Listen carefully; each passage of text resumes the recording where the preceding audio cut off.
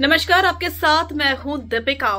विक्की की फैमिली जो है वो निशाने पर आ चुकी है फैंस के, और जिस तरीके से विक्की की मां ने अंकिता से बात की उससे लोग नाराज भी हैं।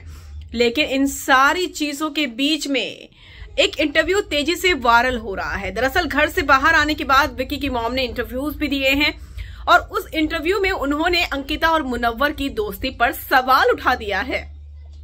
यानी कि बहू किसी से बात करती है तो उनको अच्छा नहीं लगता है, लेकिन बेटा कुछ भी करे वो सब सही है और उसको क्लीन चिट मिल जाती है।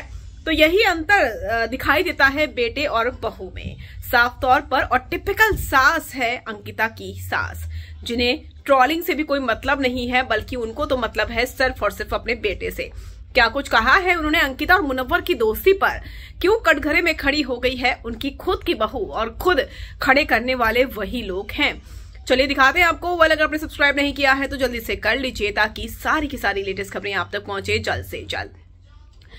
अंकिता लोखंडे के फादर के बारे में बहुत कुछ बोला गया, वो भी तब जब उनके फादर नहीं है, और 1 साल भी शायद अभी नहीं हुआ है।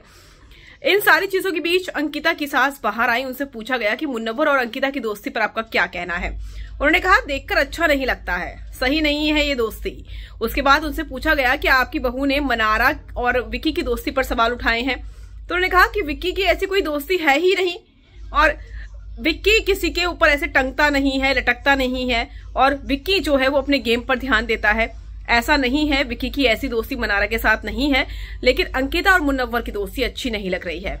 शायद उनकी सास ने सना के साथ उंगलियों में उंगलियां उलझाते हुए उनके बेटे को नहीं देखा, या फिर उन्होंने आयशा के लिए भीगे होठ तेरे गाना गाते हुए नहीं सुना।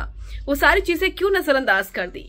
आयशा के साथ अपने बेटे के डांस पर भी वो कुछ नहीं बोली हैं, लेकिन मुनव्वर और अंकिता की दोस्ती पर उन्होंने सवाल खड़े कर दिए हैं। आपका क्या कहना है, कमेंट कर जरूर बताइएगा।